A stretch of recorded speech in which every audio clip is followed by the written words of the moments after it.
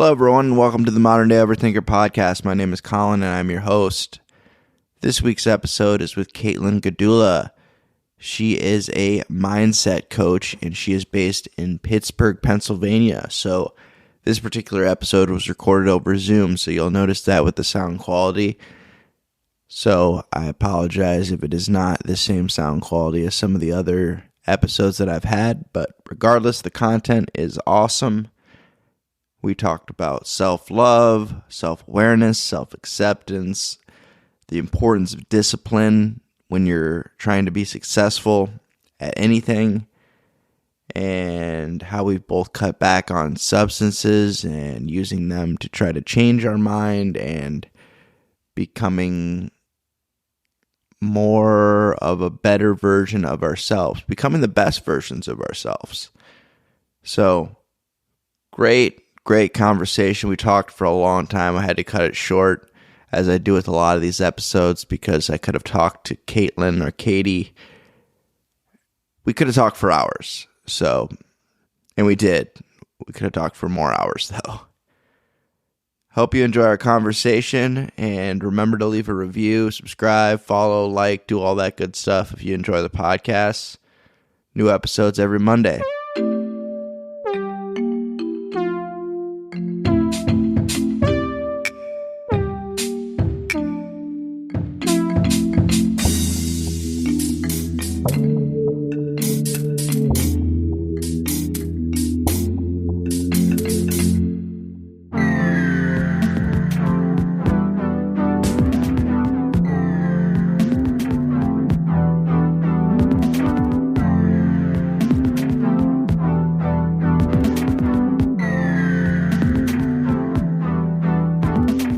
I appreciate you being on today. Welcome to everybody to the Modern Day Overthinker podcast. We are doing this over Zoom just because I am not able to easily travel to Pittsburgh right now. So I appreciate you being with me virtually here.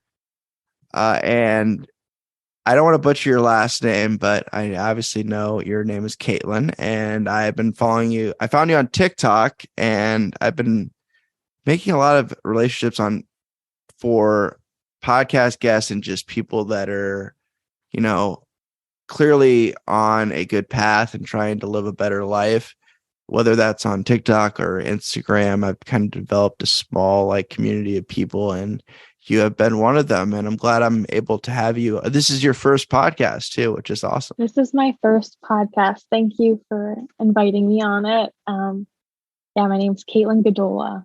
So it's easy to picture that. Okay. Yeah, I thought that's what was the right way to say it, but I obviously don't want to butcher. I get tons of variations. Me too. Because my last name is Stray Jack, and everybody wants to stay Star Jack, and I'm like, clearly the R's first, but all right, we'll go with it. It happens all the time. So we'll start by giving a brief intro of what you do as far as with your mindset coaching, and some of the things we wanted to talk about today, and we'll just kind of go from there. Okay. So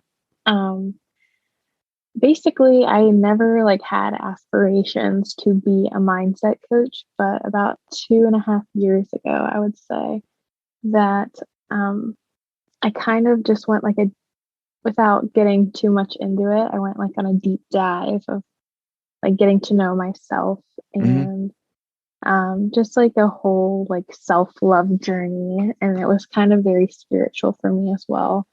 So throughout that journey, I kind of became an entrepreneur and started writing mindset programs, which are for me, they're 31 days, and I do them every other month. Basically, they're programs that just promote self-love and ask you questions, journal prompts, and so you can get to know yourself better, and maybe questions that nobody would ever think to ask you. And sometimes we're not taught those things of how should we get to know each other, know ourselves. Yeah. So just bringing that out, I used my all of my journal prompts um, come from my own journals that I have done over the last couple of years and how I've got to where I am today. So I think that's like a really awesome thing that I'm doing. They just got put on Amazon, and I Oh, have just made a. you self-published it I then? did, yes. Awesome. Yeah, just my author copy came to me the other day, and I was just like so excited that I'm finally going to be able to promote these on like a bigger scale. So yeah, Yeah, that's where I might be able to help you with my there we marketing go. background. All right. So what prompted the deep dive and sparked like I want to, really get to know myself and really figure things out on a Okay. deeper level? Something had to So spark that, it obviously. did. I actually have this story like in my mind for ingrained forever because I was sitting at my sister's table eating dinner with her and her husband, and I just started crying into a taco of like, I was just so upset because I was doing so much research on politics and like stuff Oh, like that. I don't even know if you want to go into that on here, but now we can. I, my, what I would call an awakening was triggered by politics and finding out some of these truths or not truths that I have discovered. And I'm not even going to tell you what I was like deep diving at the time because it's a little triggering, I guess. But I was just like, this can't be like the truth. So um, I kind of was like working at a corporate job at home at the time. And This I, is pandemic times. this is pandemic times. It was March or April to 2020. Okay. And I was just like, this is not for me. Like I kind of knew it wasn't for me, but I eventually, like a year and a half later, got laid off this job. And it was like a contract. So it wasn't technically like my contract just ended. Yeah. But um, as soon as they told me that they weren't renewing it, I was like on the way to Myrtle Beach. Like I got on a plane the next day and stayed with my friend and um, worked there for like the next 3 weeks. And then I just got a job on the beach and kind of was just like figuring my stuff out. But I would initially say what triggered that was a breakup, the career like coming to an end, Hmm. which was like the best blessing ever looking Yeah. back. And um, just fine doing deep dives on politics, I guess. What those three in conjunction were just like the icing on the cake for me to be like, I do not know what the heck is going on anymore. I have to figure it out for myself. And so a lot of friends decided I don't want to like talk about anyone like that, but they just gravitated away from me. Hmm. And as I became like this new person and I saw it happening and I was like, why is this happening? But something just told me that I was on the right track Yeah. because of that. And um, yeah, just found like I know all about making new friends and losing a lot of friends. I know all about that because of lifestyle changes I've made. it was very eye opening to me because I had a lot of the same friends for a while, like decades, Hmm. and um, I was the girl that like just drank on the weekends to get through and like just worked to drink on the weekends. It was like this never ending cycle. Yeah, that cycle. And Yeah. um, when I got out of that, it was just like I was no longer relatable. And I think that's what a lot of my friendships and relationships, like many others are based on is like just being relatable. And And drinking. especially, yes, in drinking, which Yeah. I don't really do anymore. I will on occasion, but as I'm starting to go further and further down this path of like self-love and acceptance, like I had to be alone for a while, but now I'm like incorporating my life back in with like I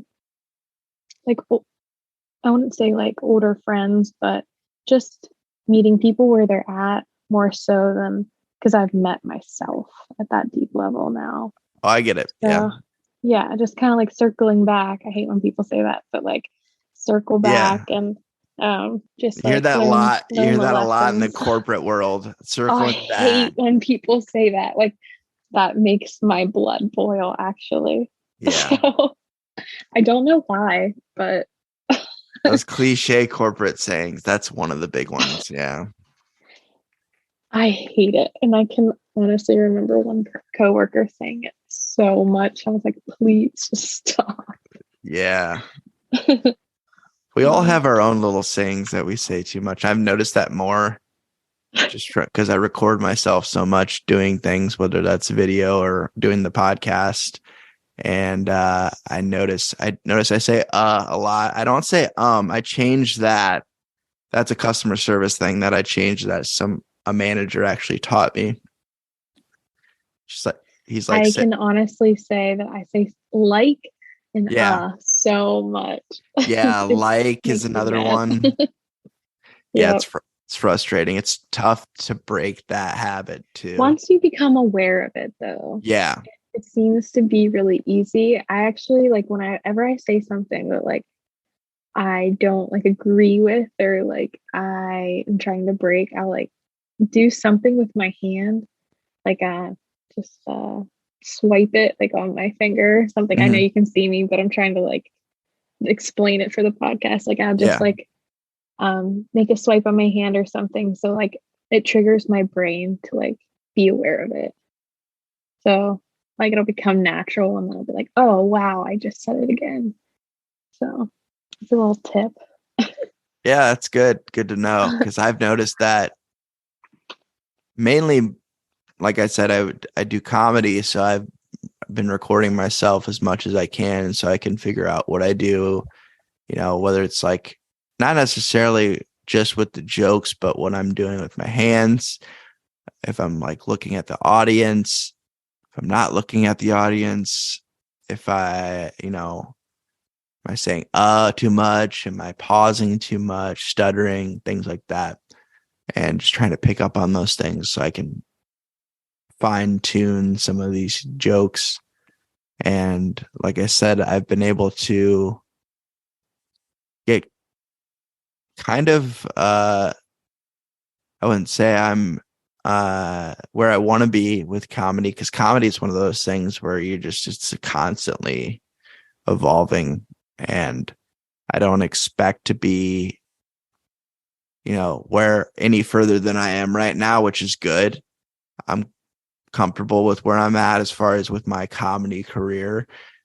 And because I've only been doing it'll be 2 years in April. So it hasn't even been 2 years yet.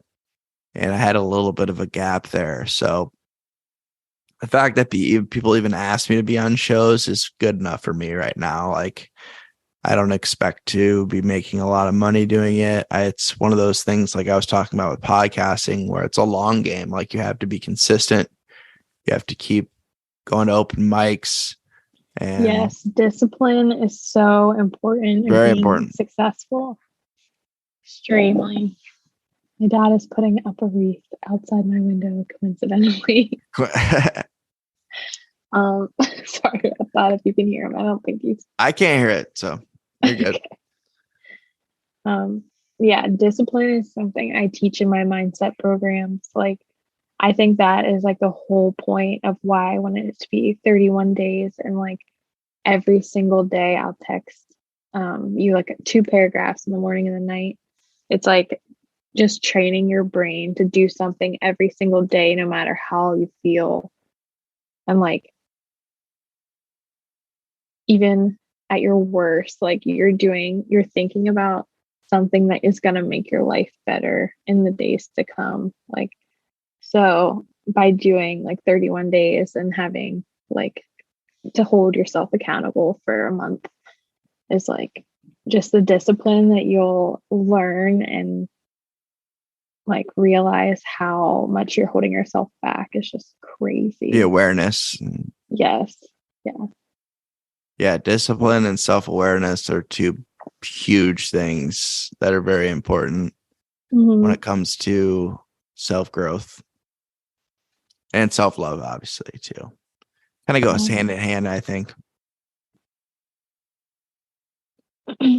So about your coaching, you've been doing that for, we talked about before we were recording, just about 6 months now. So it took you a little bit of time to kind of develop an approach and how you wanted to do it, or just like you were kind of on the fence about it, or you knew that was what you wanted to do. You just wanted to make sure, before you actually started seeing clients and things like that, you had it. Yeah. So I want to preface this with like, I don't have any educational background on psychology. I do have like a math degree and my MBA. So I've taken theology, philosophy, stuff like that, but I haven't taken, like, I'm not well versed in these mindset things from a book, which I think is important and which makes me a little unique. I've done everything based off my own experience. And I just think that's important as well, as like using your reality to your advantage.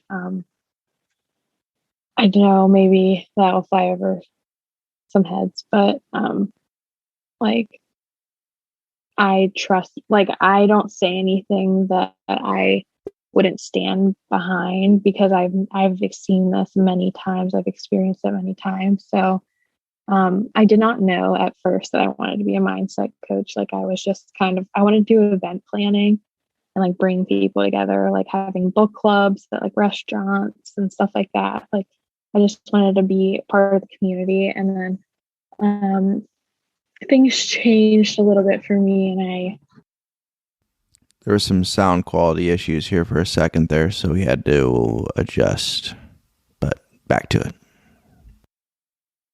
So what was I saying? You're talking about getting into coaching because you wanted to do event planning at first. Yeah. So I kind of just was going through with my like business coach at the time, and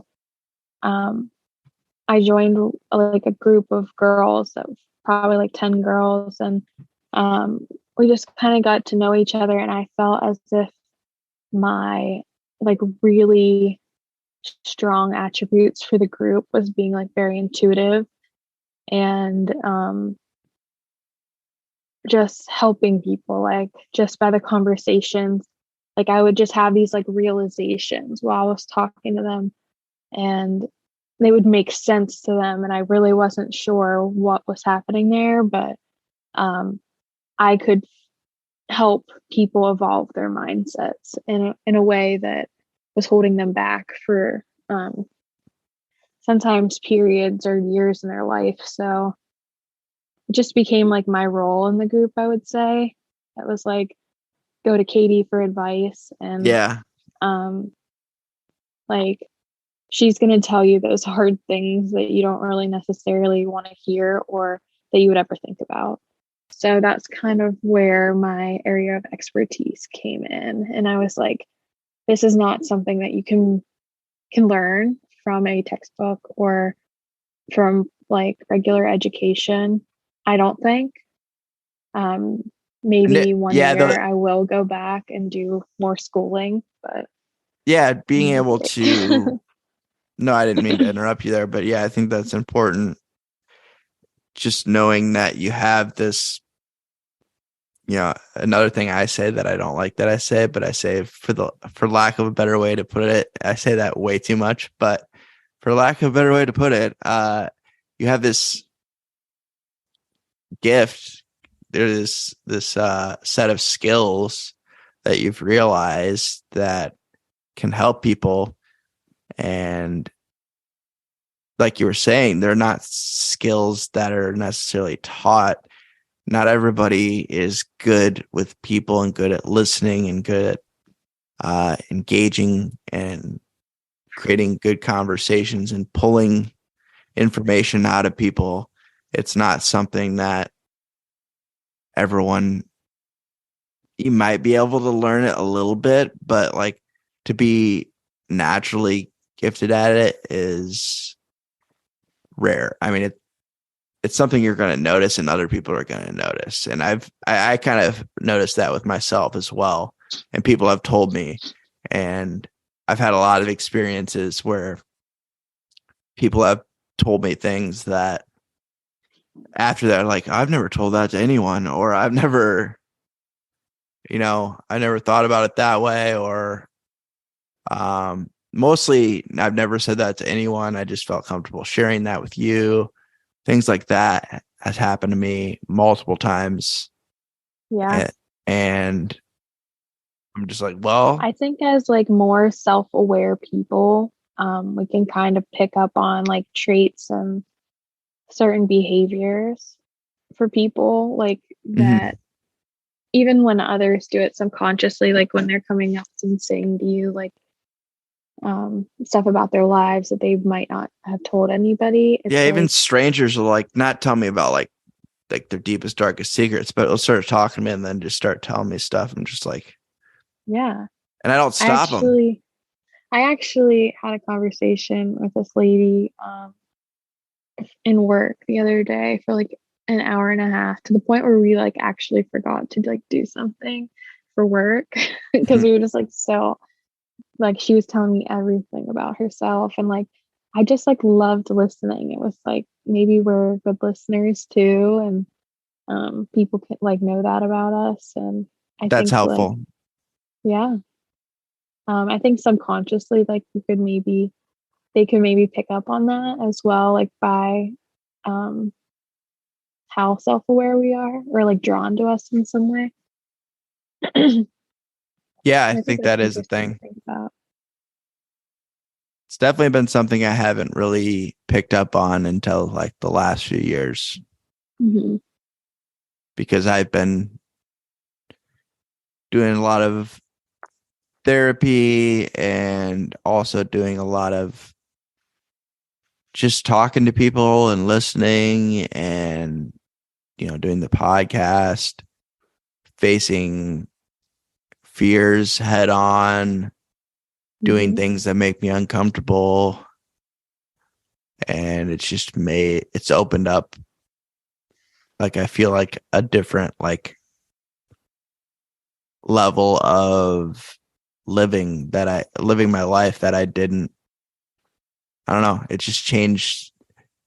Another saying that I hear all the time is changed the game. It's kind of like changed the way my perspective, I should say. Yeah. Um, yeah, definitely. That probably happened to me like in March or April of 2020. Like my whole perspective has changed, and it's really like it's like a whole new world. Like there's different like rules to the game. Like it really is like a game, Mm-hmm. and it's when you like bring awareness to that, like you'll see the synchronicities, and um, just like learn how to actually play the game once you realize it is a game, which was really, if we're overthinking here, this is what I think about all day. Yeah. And like a lot of what my mindset courses and um, like one-on-one coaching is about is like learning to play the game. And like I call it my self-mastery book, like learning how to master the manual for yourself. Like if everyone had a manual, like learning out yours and learning how to read it, and like learning it if it's in a different language, like figuring that out can be a little hard because a lot of society is uniformity, and um, sometimes we're a little bit more complex than just the standard status quo. So. Yeah. When you talk about manuals, I feel like for a lot of my life, I was like, of course, I'm going to make a joke about this, but I was like I was like a stubborn dad. I just didn't read the manual. I just did whatever I wanted to. Yep. And it was that's how I lived my life for a long time until around 27 is when I started really changing things and changing my lifestyle. And I'm 32 now, so it's been quite the I'm just continuing to evolve and grow and become my thing is like my mantra or whatever is just to be the best version of myself, and I have to work on that every day. Yep. Yep. It's like it goes from like you against the world in like the old game and to like you versus you in the new Yep. game. Yep. That's exactly what it is. It's like Yeah. I'm not really worried about what other people are doing. Yeah. I mean, obviously, I fall into the trap of comparing myself to others. I think we all do. Hmm. But yeah, it's been me versus me for a And a lot while. of like picking where your energy goes. Like I feel like I only have like 100 points per day, and I have to like use those points wisely on like different things I want to put my energy to. Like include, and they have to like include working out now and meditating and listening to frequencies and work. I already said working out, I think. Just like getting enough sleep, eating good. So a lot of that in the new game, like it's really hard for you to go back to old habits if you want to not feel as good as if you were doing all those things. So Yeah, I think, I recently implemented the working out thing was very hard for me, as well as diet. I'm still working on that. That my diet's not very good at all, but I at least implemented working out about a little over a year ago, and I've actually stuck with it and been consistent. Before I would just join gyms and be there for a month or two and then fall off. And this is the first time I've actually stuck with a pretty consistent gym routine, and it's been, great for me physically and mentally. yeah, it's it's a game changer for sure. Like I I try to go once a week, and sometimes like this week it was a huge struggle for me, but I went yesterday, and then last night I did like an hour full stretch on just in my room, and like just remembering to stretch is like I Oh think yeah. my biggest like self-love hack is stretching. Like I if I don't stretch for a week, I can actually tell. Do you do like yoga type stuff or just Yeah, it's like yoga. I just type in full body stretch, and sometimes yoga videos come up, but Mhm. like on YouTube, but um yeah, that has been probably my number one through like this whole self-love journey. It's just because I believe that like a lot of our traumas and like diagnosis come from trapped energy inside our body and like past emotions, and getting more into the spiritual aspect of my business, I guess, is like energy work and energy healing.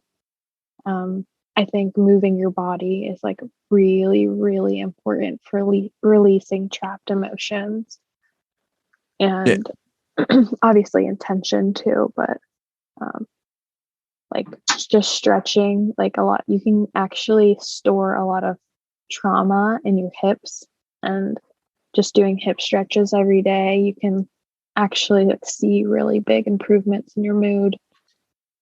So I really love stretching a lot. That explains why so many people get into yoga, because I mean, it is mainly stretching. It's Yeah. and Yep. breathing. Breathing. Oh yeah, breath work. That's a whole different topic of self, like incorporated into self love. Um, it's it's crazy, like what breath work can actually do for you, and the like clarity that it can provide. It's crazy. Yeah, I have a friend of mine that does like a little routine before he goes on stage, a comedian, Yeah. a breath work routine that he does. If you were to like, um, I don't know, people call those like rituals, kind of like just like a routine, like a Yeah, morning routine, morning ritual. I kind of like, I don't know, like maybe ritual is the wrong word to use for what I like do. Maybe it's more of a routine, but yeah. um if you were to like incorporate one of those into your set, like that would be pretty cool. Like if you did something every time before you went on stage to like just to see like how it affects you. I think that would be like a pretty cool experiment. Yeah, because And I really don't have one right now. I'm all about experimenting things, and like I believe that like changing your small habits can like really ripple into your life. So Yeah, yeah, starting small is important because otherwise it's overwhelming too. yeah. So Like just doing the gym once a week instead of saying I'm gonna go every day, you know? for sure. Like that's like almost impossible. And by doing that, I have actually went to the gym for 2.5 years, solid, one time a week or two or more. But um, that one time a week, that baseline was like really needed. I should have said the baseline at 1. I said it at 3. Three And times a week. and Ouch. I've hit it mostly, I would say 75% of the time. Yeah, that's good. So I at My least go one twice. my one client went every day for like 4 or 5 months so far. Like he tells me like he missed maybe a couple, like 7 total. I'm like, you have so much more discipline than me. Like, good for you. Like that's crazy That is to good, but me. also like 7 is a little intense. I Yeah. That's a little bit of an obsession, I think, but I don't know. That's just me speculating because I feel like you need a day, you need at least one day to take a Yeah. rest your body. Like, man, like he's going hard. I respect it. It's a lot of discipline, but man, I couldn't. No, I'm not. Yeah. I thought about I feel the same way. upping it to maybe 4 or 5 at some point. Not right now, but never every day. I would never do that. Just personally, I just think that's overdoing it. Yeah, I think that like if you lead more of a simplistic lifestyle, like you don't have like extra hobbies and stuff, and you're not, I know I'm guilty of this, so I'm going to be the first one in a minute, but scrolling on TikTok for like 5 or 6 hours a week Oh or even man. maybe a day. Yeah, I caught myself doing that yesterday. I almost do it it's almost a daily thing at this point where I'm just like, Yeah. I've been scrolling on TikTok for way too long. What is wrong with what? Like This you past feel week in stuck. particular has been like very, it feels like I'm being warped in and I'm like trying to fight it. I'm like, no, like I need to be doing stuff, but I have a few days off from work. So I'm like, I'm just relaxing. Like, this is my TV watching. Did you get the whole week off for Thanksgiving? No, I worked like Monday through Wednesday, but I have like 4 days off till I go to Chicago on Monday. Nice. That's awesome. I Yeah. had to work yesterday, so Oh, yeah. no. I chose to. It was either I could work yesterday or have a couple days off in December. Like there was like 3 different days we had to work in my at my job, and I've worked the day after Thanksgiving in my job for many years, and I know it's not because I don't work in retail or anything, so it's not that busy. It's Yeah, kind of true. it's kind of a breeze. So I've been doing that. This is probably actually my second year that I didn't work on Black Friday. Yeah, I think. used to do the retail. I used to work in retail. That was brutal. Yeah. I remember I pulled a 24-hour plus shift like Thursday night at like Thanksgiving, like 8 o'clock. And I went to like midnight the next night. It used to be crazy. I was like Yeah, 18 maybe. man, where was that at? Hollister. Jeez. Back when, yeah, like I think I worked there like 17, 18. Yeah, mine was Mhm. best. Mine was Best Buy. That was my high school job and some Oh wow. college. Yeah. You on the Geek Squad or did you Everyone just asked that, but no. I was not cool enough. Well, I was not. I wouldn't say cool enough. I was not geeky enough. My skill set was not quite there. You have to go through certain additional training for that. I Uh, imagine. no, Um I worked in pretty much every department though. I started like just working the register and customer service, and then I moved out to the floor and worked in every single department in that store. wow. Yeah, I bet that was not fun during Black Friday for It sure. it They had like wasn't. the best deals. Yeah, it was. It went by really fast though. That's the thing. Like True, yeah. it was just like so much chaos and just like you're just constantly just always doing something and it just goes by really fast. But yeah, working like 8 to 10 hour shifts, and that's more than some of my friends would work in a week at their jobs. And Yeah.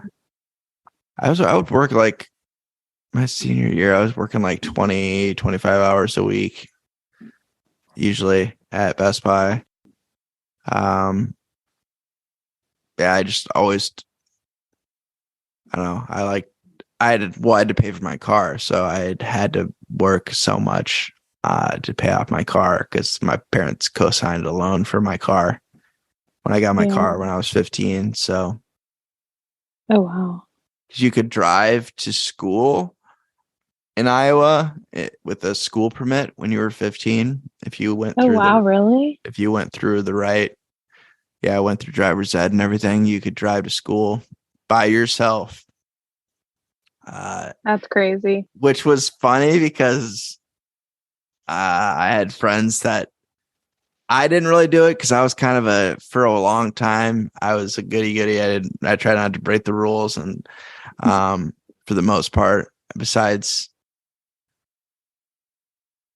like being a class clown, I got in trouble a lot for that. But besides that, I would not drive out. So I was too scared to get in trouble. But I had friends that they would drive everywhere. They wouldn't just go to school. They were going to like wherever they wanted. And Yeah, we weren't allowed anything like that until like 16 and a half. You're allowed to drive by ourselves. 16 and a half. Yeah, you'd have to get your permit for 6 months. Oh, yeah, you can get your permit before. I had a friend driving to school because he was a little bit older for our grade, but he was driving to school freshman year of high school. Oh wow. Yeah, which is crazy to think about. But yeah, he was one of those that were both our birthdays are both in March, and he would turn, like for example, he turned 16 before I turned 15. It was really weird. He was just like a full year older than I was and was still in our grade. I don't know how that worked. It was weird. He started late, I think. That's what happened. I think A his lot of parents. people like go to like kindergarten, like it's called like T1. So they like go to kindergarten, then they go to T1, then they go to first grade sometimes. Like I had a lot of friends that were older than me in a younger grade too. We got a little off topic here, so I decided to edit a little bit of this out so we could get back to the more important conversation. We could talk about the diagnosis thing, but been told I have ADD as well, and it's hard for me to focus on one thing at a time because my brain is just all over the place. Yeah, that um that's kind of like in the same place I was at one point. I was like very, I don't know, I felt the need to get on like medication for ADHD because I was just like very in my head and it was affecting me more than it ever had. And um I think that it has a lot to do with like trapped emotions, like I was telling you before, and like it'd be really interesting to get to the bottom of like where that OCD diagnosis comes from, not just for you, but with like for everyone. And I'd be Yeah. interested in talking to you more about that because I think that all mental illnesses can be cured. I don't know, call me crazy, but um or like remediated in some way with like natural medication or natural regime, stuff like that. Maybe like put it in remission type of thing. Yeah, yeah, for sure. Yeah, Um, it's kind of a. I mean, obviously you're not the only one that feels that way. It's tough to say. Like, I truly believe with with OCD in particular. I mean, there's times where it's better and there's times where it's worse, and that can be dependent on my mood and how I'm feeling in general. It can do you spike. drink? Do you drink a lot of caffeine? Oh yeah. Okay. Yeah. Yeah, I've tried to cut back. I've cut back on it. My psychiatrist has been very she was very clear about that last time I talked to her that I need to cut Yeah, back on that. that's a hard one to crack. It is because I don't know. Yeah, it's definitely Do you like the taste or do you like the feeling? oh, it's all about the feeling for me. I'm an addict. So Okay. I'm an addicted person. So Uh, uh, I I didn't used to drink for the taste. I didn't oh yeah. yeah, alcohol for sure. Yeah. Not for the taste. Alcohol is never for the taste. Everybody who listens to this knows I've been sober for over 5 years, so I don't. Oh, okay. I That's really haven't drank in the last year and a half. yeah. Mine was like I drinking. It wasn't just drinking. It got into other substances that I don't say Mhm. specifically what they are on here because I don't want to get in trouble with my work. Yeah. But there were other things involved that factored into me having to basically say I need to stop doing all of this and Yeah. just be in recovery. And that's what sparked my journey was that lifestyle change because it wasn't just the drinking and Yeah. getting It's like messed up. night and day. Like the different like lifestyle you can live when you get off drinking and substances. Oh yeah. And now I'm playing the game of I'm on medication for my OCD, for my anxiety, for my depression. Not on anything for ADD because we talked about Adderall. I don't want to take Adderall. Um, Yeah. and so I'm playing the game of trying to limit the amount of medications that I take because at first I kind of just went with the doctor recommendations for the most part and just took whatever they prescribed. And I'm at a point where I'm like, I'm on too many medications. Hmm. I would like to be on I'm the telling you, if you can minimal amount. scale back your caffeine intake, I bet you could be off all of them, or at least some of them. Yeah.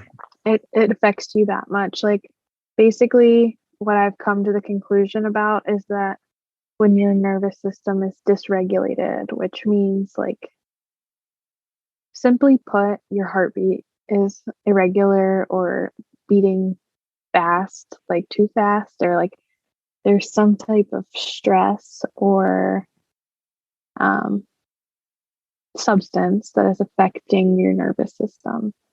And I've seen that what coffee, pop, stuff like that, sugar even, in excess, like it really can affect your regulation.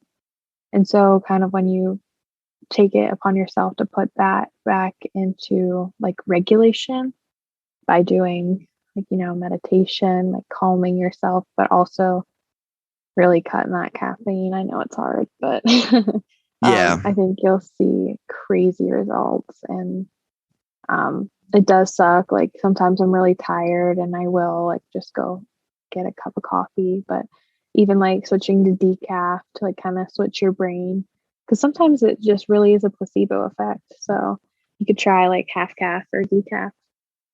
Yeah. I drink a lot of energy drinks. I know it's terrible. Oh, there you go. That does too. Yeah. And I'm like, oh, they're sugar free though, so it's fine. I convinced myself of that for a while. I know they're bad for me. You It's like that rush, and that's okay. Like I mean, um, yeah, I did. Like you're living your life, so it's and not I like also a and I, shameful thing. It's and I just also what have an you like. espresso. I also have an espresso machine as well. So Yeah. yeah, it's tough.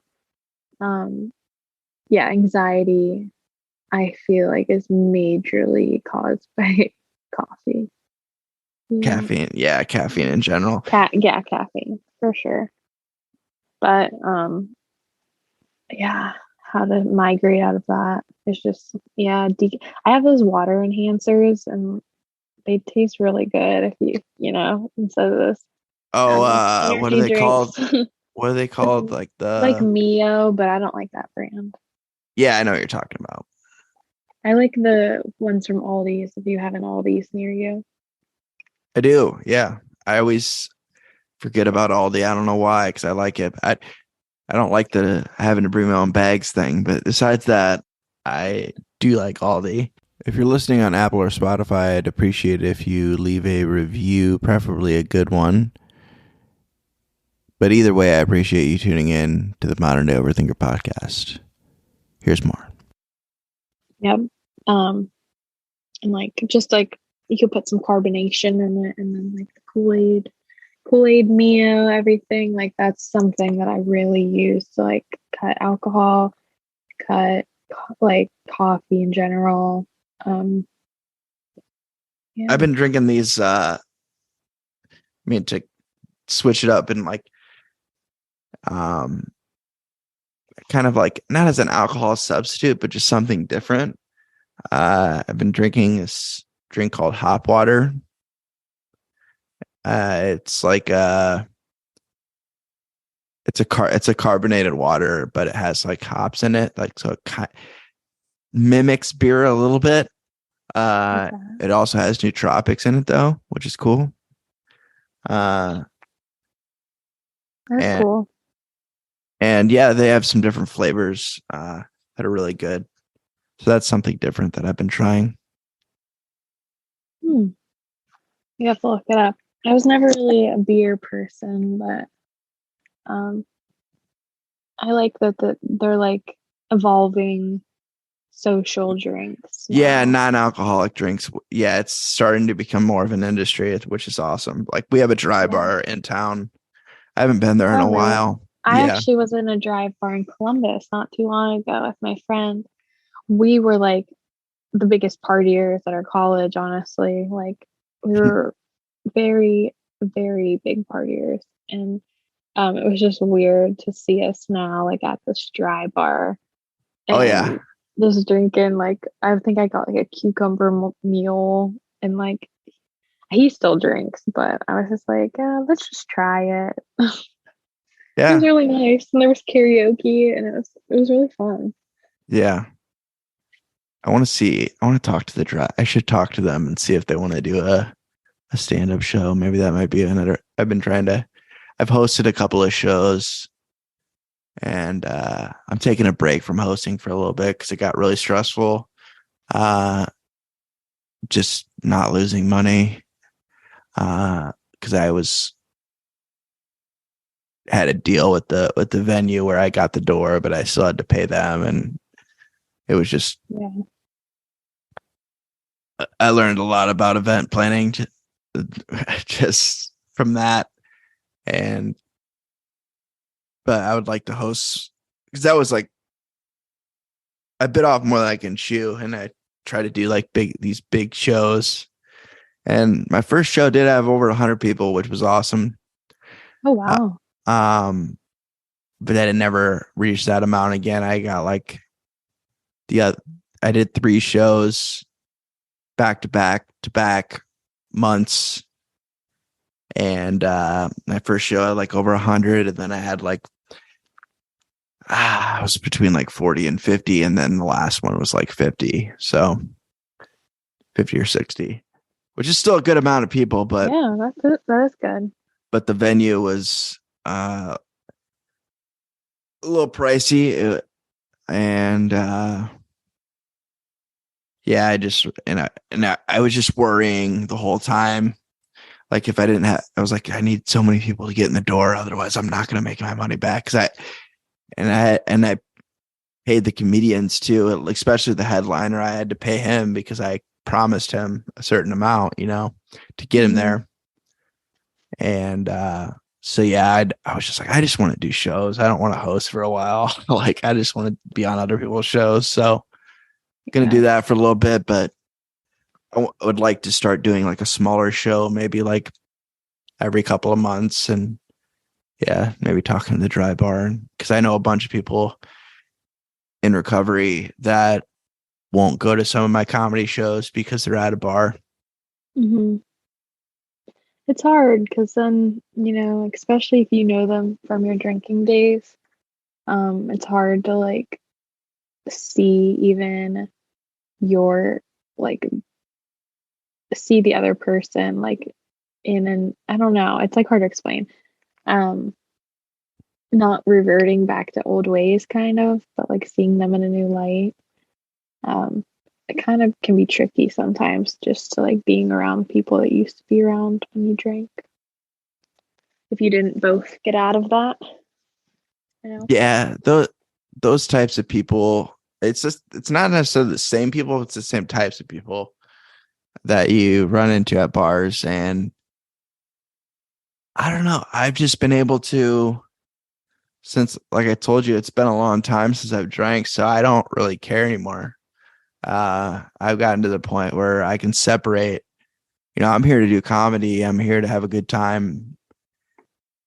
I can't just go to a bar, and unless I'm meeting someone, I couldn't just, like, what I used to do is I would just go to the bar by myself and just hang out, and I'd run into somebody I know, because I don't live in a really big town, and I've lived here most of my life. So I'd have certain bars where I'd know people, and they'd show up and I would know that, so I could just do that. But I don't do things like that anymore. If I show up to a bar, it's usually because they have food and I'm there to eat. Yeah. Or I'm doing comedy there.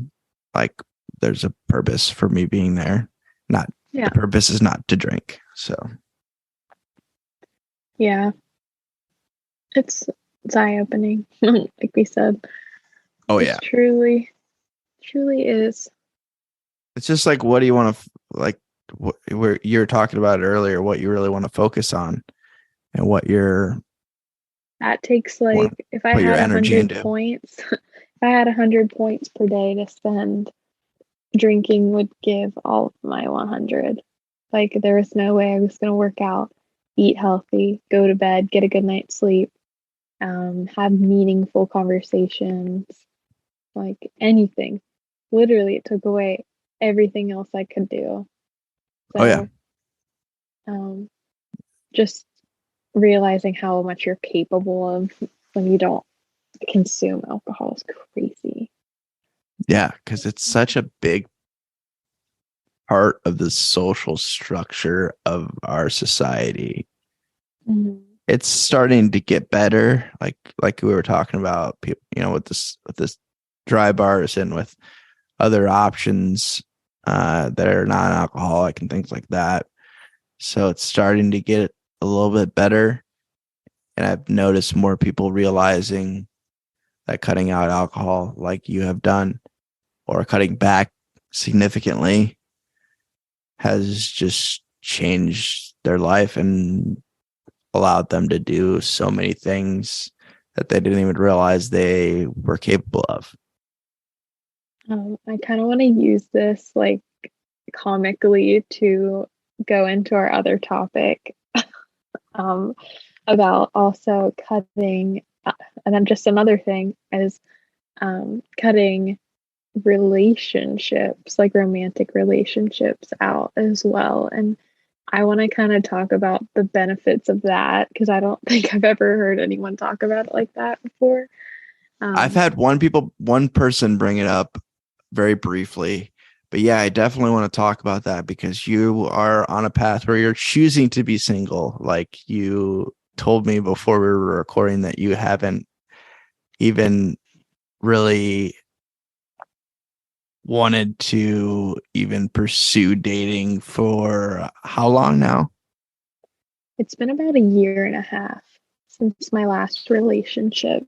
I've had a few like people text me here and there, but nothing more than like 2 dates, I think, which was actually only one person. But Yeah. um, like just like the benefits of like not being in a relation. Like I was always the person in a relationship that was worrying about if the other person was like doing something wrong or um like cheating, or which they usually were, or like I don't know, just talking to other people, or just not doing like succeeding in any way, like not doing anything to benefit their lives.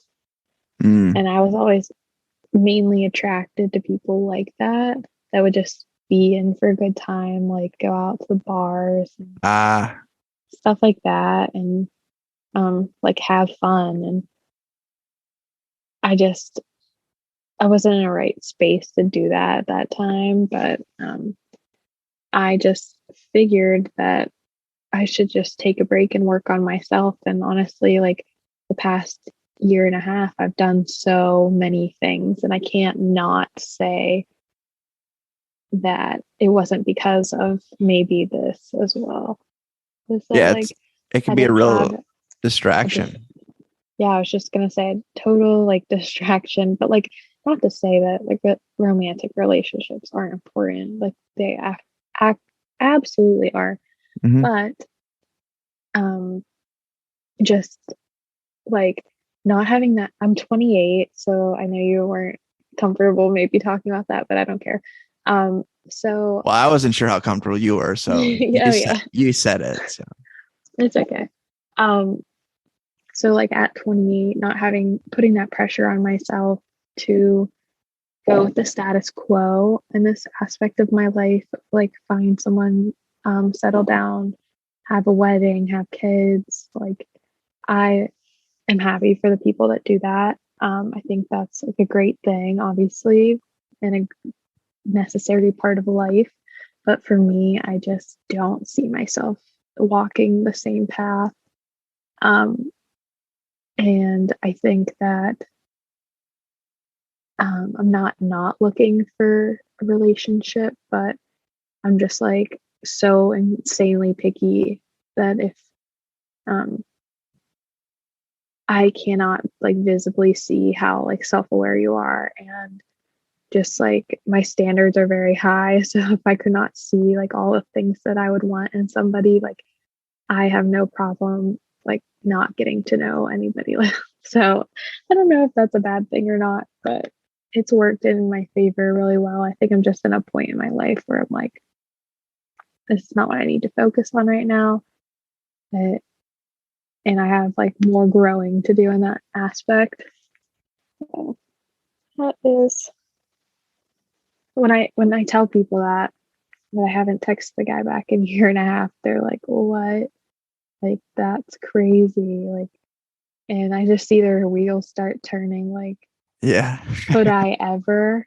And I'm like, I was that person that I thought I could never. Like, I was always talking to somebody or like in a Yep. relationship. So yeah, It's like almost like people make it a part. I actually did talk about this briefly with my friend Jake. People make a relationship as a part of their identity. yeah, Like that other person's like having another person is like a requirement, yeah. which is Like, very bad. Like, I would have to agree in some instances. Like a lot of codependency yeah, is codependency. what that stems from. Um, Yeah. so I mean, like not being able to answer those identity questions for yourself, um, which is something I also go over in my mindset program. yeah, Um, because you don't feel whole by yourself. So you think that that's what codependency is. Like, from my understanding, is you don't feel whole by yourself. So you need someone to complete fulfill a you. need. Yeah. Yeah. So I see this like a lot. Obviously, like almost everyone has codependency issues, and I'm just gonna go over like how I got through mine because um, I think it's really interesting actually. Mm-hmm. And this is actually, sorry, I keep saying actually. That's all right. um, I went through all of my stuff, and I mentioned, maybe I don't know if we were recording at the time, but I moved to Myrtle Beach all last winter, and I stayed in an Airbnb for 5 months. Oh, And so when I was going to do that, I threw away a lot and like donated a lot of my stuff and everything that I needed and like I felt was a necessity was in my car and a little tiny Jetta. Like I got rid of so much stuff, and I think like a fear of like it was almost like a fear of detachment. Like I was yeah. scared to detach from all these physical things. And at that point I was like, F it, who cares? Like, Mm-hmm. I'm just gonna pitch all this stuff. But um now I'm so much more selective about what I buy, what Mm-hmm. I like consume, what I have in like my reality on a Especially, day-to-day especially, basis. especially headphones, right? Yes. um Sorry. so no, it's okay. Yeah, headphones or AirPods only, because I've had multiple in my car blow up. Which is insane how many you've had to blow up. Like we were talking Or about that earlier. break or whatever. I'm exclusively an AirPod girl now as of AirPods are this great. year. Yeah.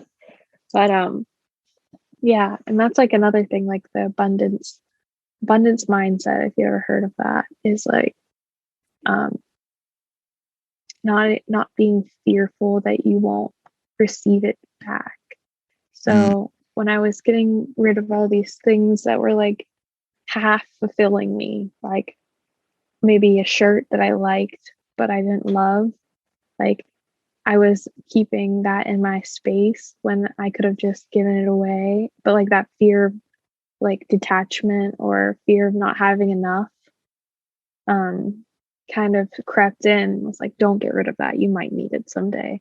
ooh, when I yeah. when I like know for a fact I could get one at the store or order one online tomorrow if I Yeah. really needed it.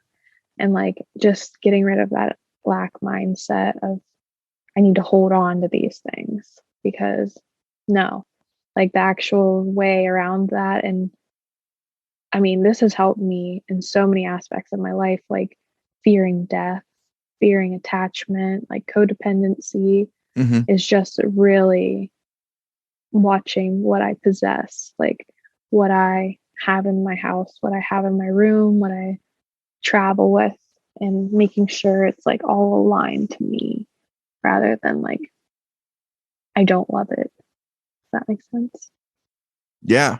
I, that's definitely relatable for me because I've never, I know that they're like with the awareness thing. I know that I have way too much. I currently live alone. It's just me. Well, not alone. My cat runs my house. But yeah, just me and my cat in a 2-bedroom, very small house. And I just have way too much crap.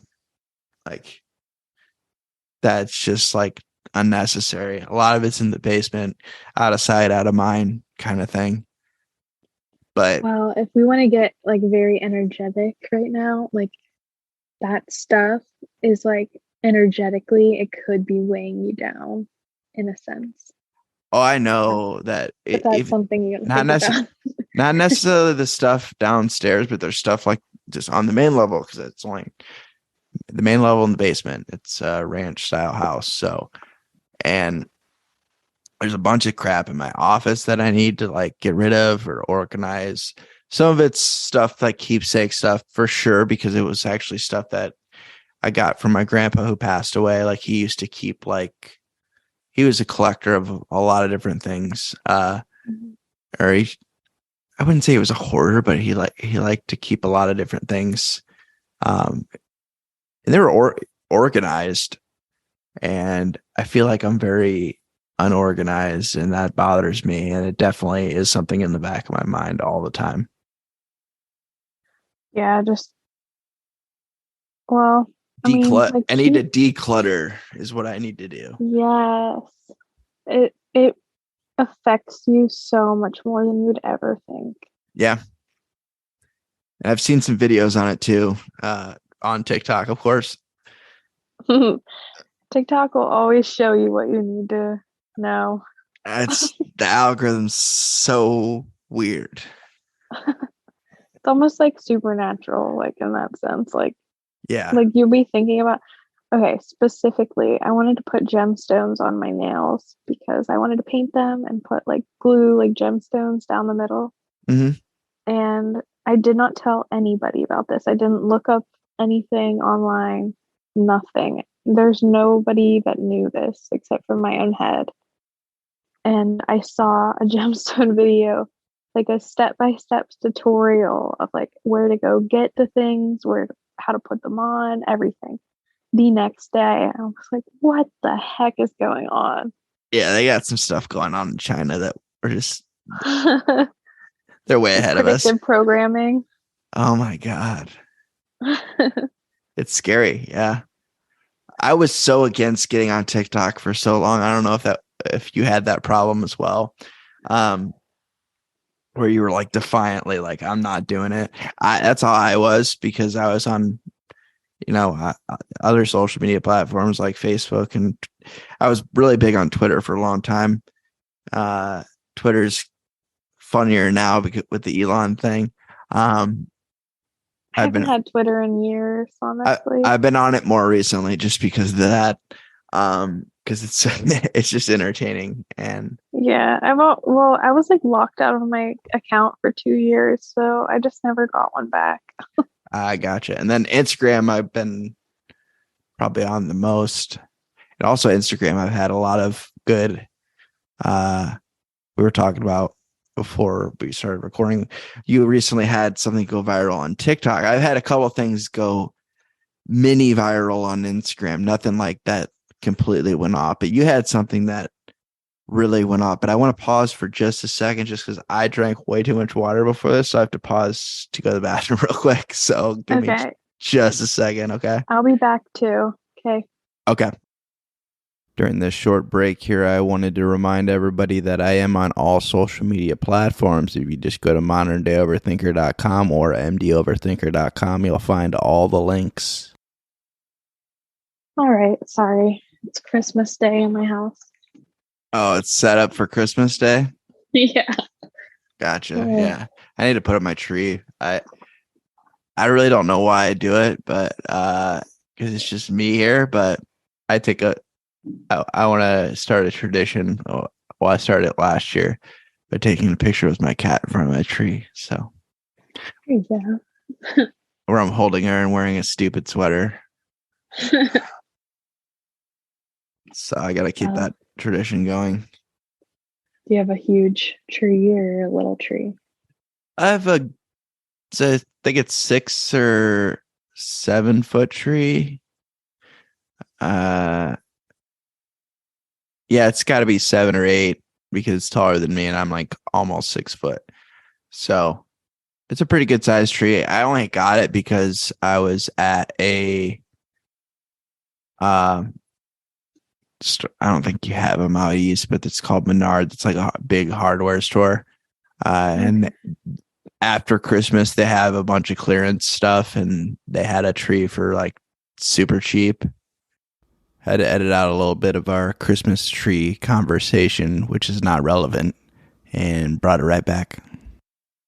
I do want to talk about before we wrap up here, because I like to keep the episodes around like an hour 15 minutes. We started recording at about a half hour after we got 1:30, 12:30, 1:30 your time, 12:30 my time.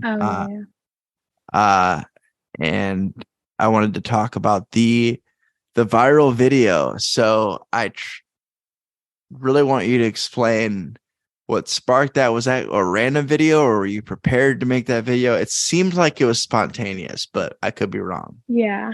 So I was in Detroit at the time for work, and I was just like getting ready for bed. I wasn't really feeling that good, but I also want to include that I had a bottle of alkaline water, which is supposed to be like really good for you. So I don't know if that like increased my mental capacity by any means. So I just want to include that. But I wasn't really feeling good, and I was just like laying in bed and feeling like kind of nauseous, and I don't know, just not having a really good night. And then I thought about that, and it was so random, but I like messaged my friend like a voice memo, and I basically told her exactly what was in the video. And when I woke up the next morning, it was very like more viral than I've ever had happen. Like I usually get like 400 to around 400 views, I guess. But this one, I watched it like get 6,000 likes, 30,000 likes, and I think it's almost at 50, which is crazy. Like I was like Googling like how many people are in a stadium. It's like 80 to 100,000. And I'm like 300,000 people have seen this video, which is so insane to me. Like, yeah, it's so weird.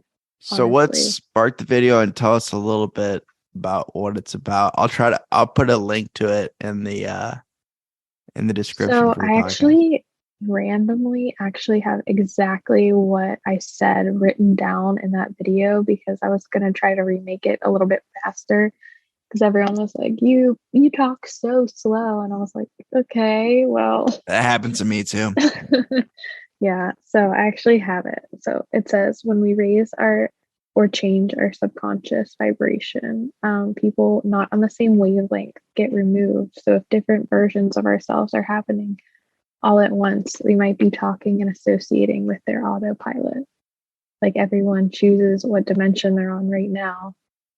Like say it's 1 to 10 and I pick 9, but I was really at a 6. I had all these friends a 6, but now I'm a 9.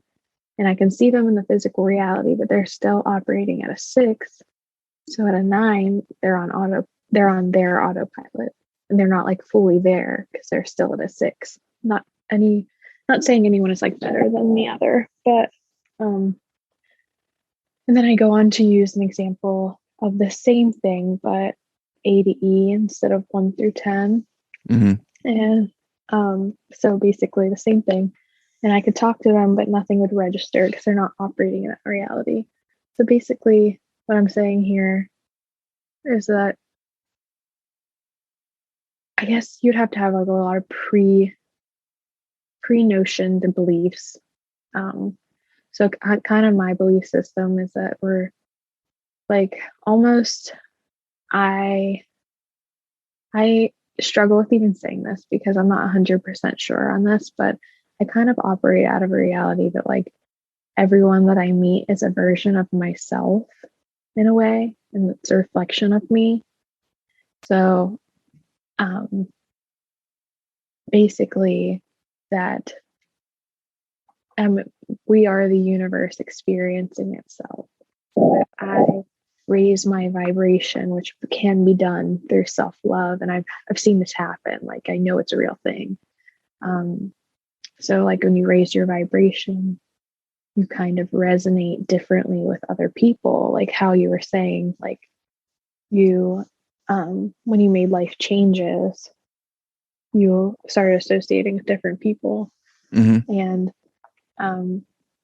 but the thing is, like what I've been recently realizing is that these people that like have exited my life, they're not really mad at me. They don't really like have anything against me, anything like that. So we're not fighting.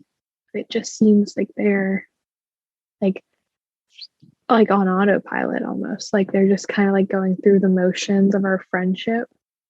And it's like my decision at that time whether I were to end the friendship or kind of like wait for them to reach my level again. Not saying one is better than the other. Like we're just at different levels. So it's like we're like different lessons that we're learning at this time. It kind of just gets into that, and a lot of people resonate with it. Like almost, I think I have like 10,000 comments or something. I actually don't know, maybe like 8. But just saying like, oh my gosh, like this realization was so important for me. And this resonated. And like when I hear that it resonates with people, and like I almost got no backlash off that at all, which was so surprising. But you haven't gotten any trolls? Nothing. Like no, not really. I've had to delete a couple comments due to like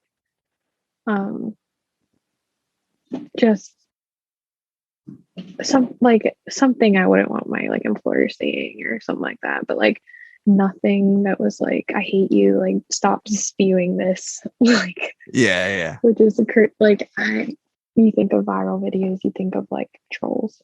Like oh yeah.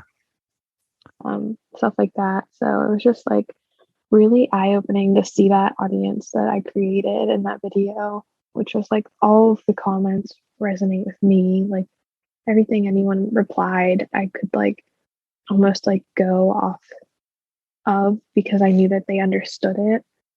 And like for me, that just like that realization like let me forgive so many people in my life. So I think it was like a really good realization to come to. Oh yeah. And what sparked the idea of you wanting to put that out there? I kind of use my TikTok as like a journal for myself. Like I am my best audience. Like I am my biggest audience. I am my most watched audience. Like I watch my videos. I don't know, like I just watch them all the time. And it's just like I use it as an experiment. Like if I had a life path, I think it would be like the experimenter, because I'm always like thinking of new things and like what theories would work and experimenting in my day-to-day of like, oh, this works, this doesn't. So when I look back at those videos, I like remember what headspace I was in and what I've done differently since then. And just as like my own little check-in. So what I was making it for was so I would remember it the next day, because it felt like something that would very much easily slip away from me.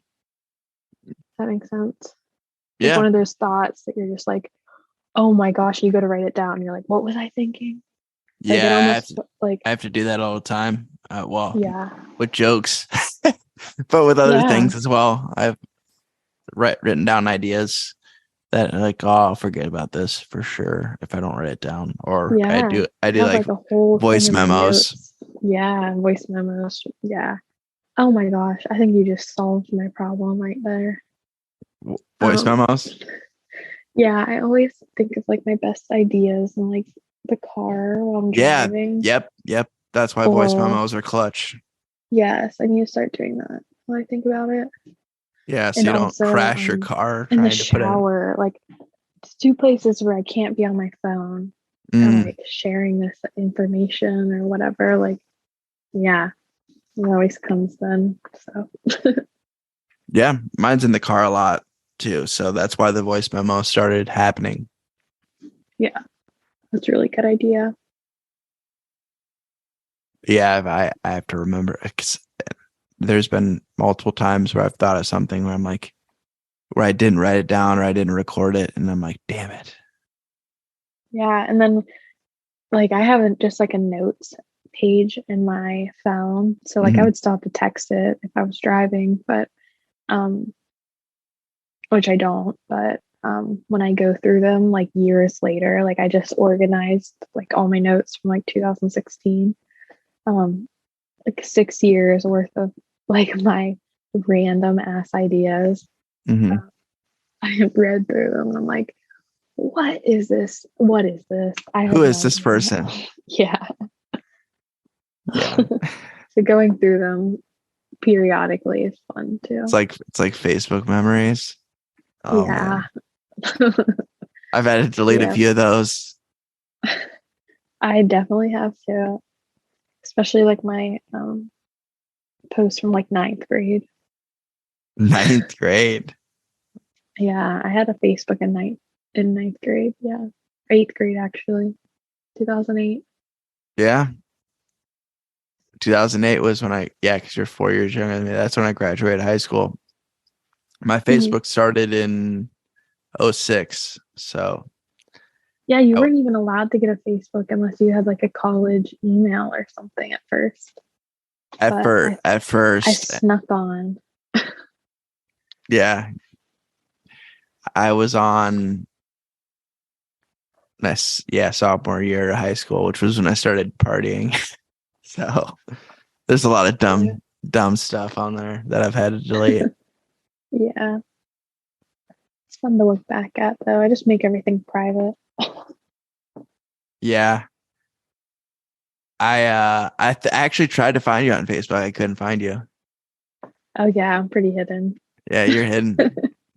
See, I'm not hidden at all because I can't be. Now that I've opened myself up, I could be, but with comedy, my page is my page. I'm a creator on Facebook and Mhm. Instagram. They switched my page to creator mode. So I haven't made money on my personal, but I made money on the Modern Day Overthinker. I guess so. I guess the podcast itself hasn't made money, but the Instagram account has. I make like from Reels, like $100 a month or something. For real? Yeah. Reels are where it's at. Dang. Yeah, you should take that TikTok and put it on Instagram Reels and see if it Is blows there up a on way there. to do it that is for 3 minute videos? Ooh, yeah, it's 3 minutes. So no, you're gonna have to do like a part one, part two, part three kind of thing. Oh, Uh, true. you Could would do have that. you would have to do it that way, Um, which can work. I haven't seen it done as much on Instagram. The part ones, part twos, part threes, the TikToks, those get me all the time. I'm like, I hate you guys so much for doing this because I know they had more time and they're like, oh, I'm running out of time. I have to do part two. It's like, no, you are not running out of time. Or, or, I just like can never or like they I made set a it at 60 seconds, maybe, or they set it at three yeah. minutes. I just got a notification that I could do a 10-minute video on TikTok. I'm like, are you serious? What is this YouTube now? Like, what's going on? Oh yeah, that's way too long for my attention span. No, I don't want to watch 10-minute TikTok video. I think that just like that's what I need. Like I feel like I need a longer That's you. platform That's gonna because be YouTube then. yeah, because that's what I'm realizing. I can't get I mean, I talk slow to begin with, but I can't get it Yeah, out same. in 3 minutes. Like I'm like, I just got to the intro by then. Yeah. Yep, I get it. Yeah. So I don't know how people do that. YouTube's a good one for that, and also YouTube. If you end up getting a good following on YouTube, YouTube pays their creators the most. I've never like sat down and watched a YouTube video that like wasn't like working out or like songs. Like I mean, actually, no, that's a lie. A lot of my college degree was from YouTube, um, like learning things on there. So I guess not, but I don't know. I just never been like a entertainment consumer on YouTube. Yeah, yeah. So It's there's never just thought about it. there's so many different avenues of Yeah, YouTube. you have to check that out. Um, yeah, getting a lot of like the fun, like I'm almost glad that that went viral because I was kind of like in shock of the foundation that I didn't have, which I thought I did, of like how to generate, something like that where you get so much traffic into sales and to like helping people. Hmm. Like my selling my PDFs, selling my workbooks, selling my coaching programs, stuff like that. It was just not in place like for what I was trying to do. And I would never thought that that would go viral in any, like, that was not my intention when I posted it. That's Was just usually going to how it sleep. works. Yeah. And so like just that initial, like, I'll be ready next time when it happens. Um, which I think is important and it's like a really good growing opportunity.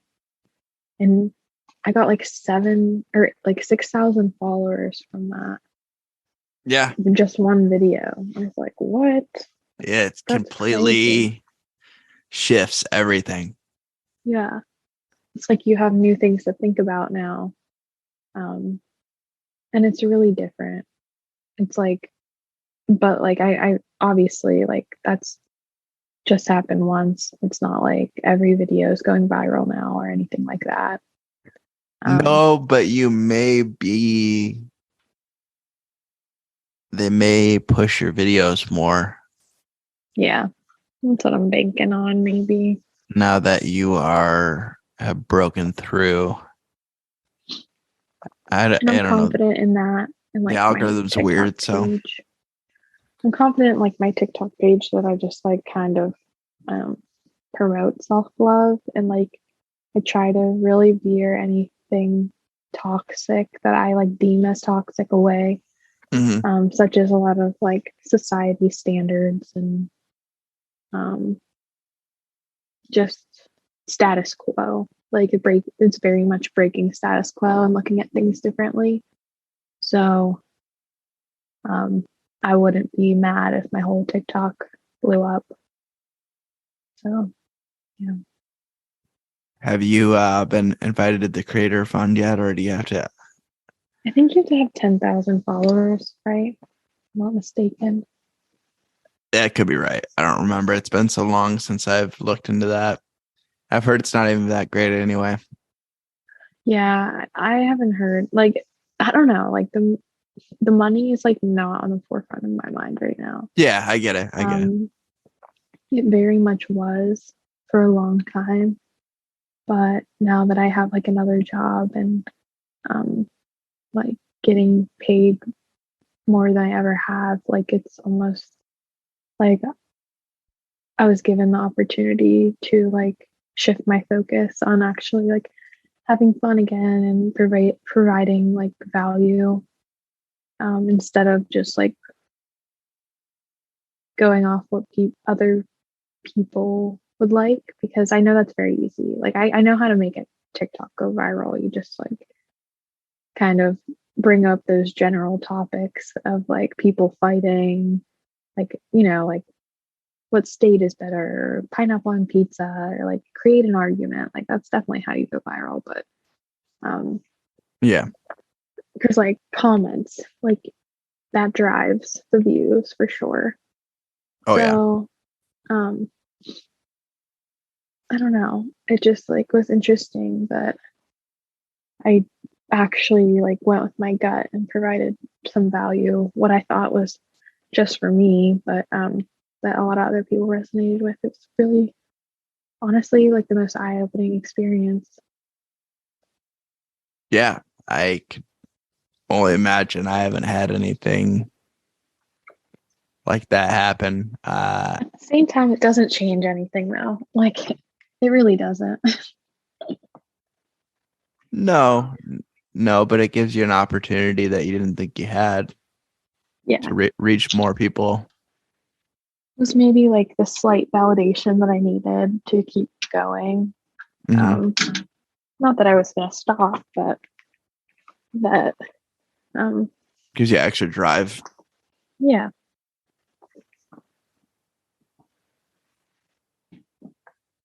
Well, I think we should probably stop there just because it's been 2 hours.